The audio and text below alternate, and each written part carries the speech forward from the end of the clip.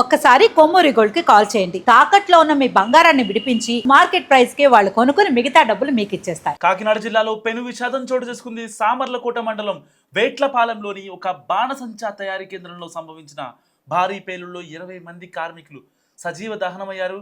Visuals చూసుకోవచ్చు. మృతదేహాల పేలుడు ధాటికి చెల్లా చెదురుగా పడిపోవడంతో ఆ ప్రాంతమంతా రక్తసిక్తంగా మారింది. వేట్లపాలెంలోని సూర్యశ్రీ ఫైర్ వర్క్స్ బాణసంచా తయారీ కేంద్రంలో ఒక్కసారిగా భారీ పేలుడు సంభవించింది. ప్రమాదం జరిగిన సమయంలో అక్కడ 30 మంది కార్మికులు పనిచేస్తున్నారు. మంటలు క్షణాల్లోనే యూనిట్ అంతటా వ్యాపించడంతో లోపల ఉన్నవారు బయటికి వచ్చే అవకాశమే లేకుండా పోయింది. ఇప్పటి వరకు 22 మంది మరణించారు. సో తాజాగా అప్డేట్ అందుతున్న దాని ప్రకారం మృతుల సంఖ్య ఇంకా పెరిగే అవకాశం ఉందని కూడా అధికారులు ఆందోళన వ్యక్తం చేస్తున్నారు. సో ఇప్పటికే రెస్క్యూ ఆపరేషన్ కొనసాగుతుంది. భారీ శబ్దంతో జరిగిన ఈ పేలుడు వల్ల భవనం పూర్తిగా ధ్వంసమైంది. ప్రస్తుతం పెళ్లిళ్ళ సీజన్ కావడంతో ఈ యూనిట్కు భారీగా బాణసంచా ఆర్డర్లు వచ్చాయి. డిమాండ్కు అనుగుణంగా ఉత్పత్తిని పెంచేందుకు నిర్వాహకులు సాధారణంగా కంటే ఎక్కువ మంది కార్మికులను పెట్టి పనులు చేస్తున్నారు. నిబంధనలకు విరుద్ధంగా భారీ మొత్తంలో రసాయనాలు నిల్వ ఉంచడం లేదా తయారీ సమయంలో జరిగిన అజాగ్రత్తే ఈ ప్రమాదానికి కారణమని అనుమానిస్తున్నారు. ఇక సమాచారం అందుకున్న వెంటనే అగ్నిమాపక సిబ్బంది ఘటనా స్థలానికి చేరుకుని మంటలను అదుపు చేసే ప్రయత్నం చేశారు. పోలీసులు మరియు రెవెన్యూ అధికారులు సహాయక చర్యలను మానిటర్ చేస్తున్నారు. సో క్షతగాత్రులను చికిత్స నిమిత్తం సమీపంలోని హాస్పిటల్ తరలించారు. ఈ ఘటనతో వేట్లపాలెం గ్రామంలో విషాద ఛాయలు అలుముకున్నాయి. నిజంగా మరో భారీ పేలుడు సంభవించిందని చెప్పుకోవచ్చు.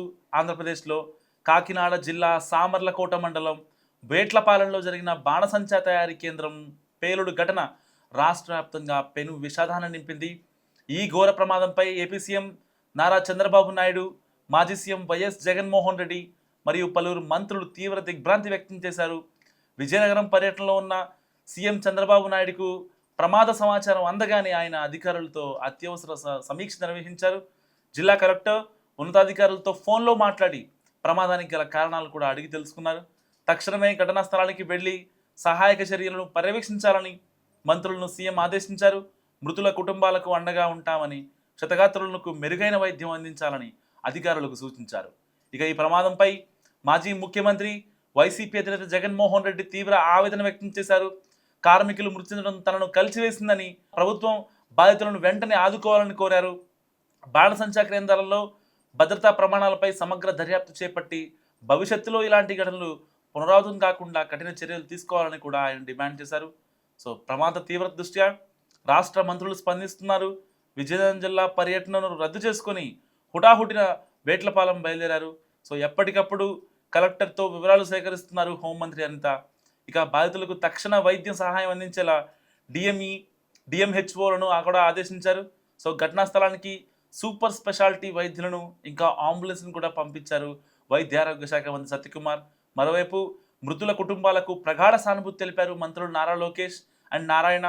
సో ప్రభుత్వం అన్ని విధాలా అండగా ఉంటుందని భరోసా ఇచ్చారు. అండ్ మరోవైపు ఏపీ బీజేపీ నేత మాధవ్ కూడా ఈ ఘటనపై దిగ్భ్రాంతి వ్యక్తం చేస్తూ మృతుల కుటుంబాలకు తక్షణ ఆర్థిక సాయం అందించాలని కోరారు. సో పెళ్లిళ్ల సీజన్ కావడంతో సూర్యశ్రీ ఫైర్ వర్క్స్ యూనిట్లో భారీగా ఉత్పత్తి జరుగుతుంది. ఈ క్రమంలోనే ఒక్కసారిగా పేలుడు సంభవించడంతో 20 మంది కార్మికులు వాళ్ళంతా ప్రాణాలు కోల్పోయే పరిస్థితి. ప్రస్తుతం అధికారులు వాళ్ళ రెస్క్యూ ఆపరేషన్ చేస్తున్నారు.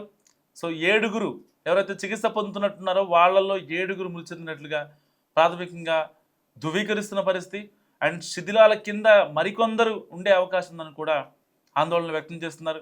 సో ఎక్కువైతే వాళ్ళ స్టాక్ని ఎక్కువ ప్రొడ్యూస్ చేయాలో దీంట్లో భాగంగా ఎక్కువ మందిని వాళ్ళు హైర్ చేసుకుని, అంటే రోజువారీ కూలీల్ని, సాధారణంగా ఆ షాప్లో పనిచేసే వాళ్ళు 10 నుంచి 12, 13 మంది మధ్యలో ఉంటారు.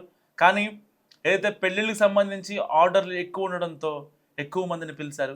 మరి రసాయనం పేలి ఇదయిందా, లేకపోతే పరిమితికి మించి నిబంధనలకు విరుద్ధంగా ఆ యొక్క రసాయనాలు లోపల ఉండడం వల్ల ఈ యాక్సిడెంట్ అయిందా అనేది తెలియాల్సి ఉంది.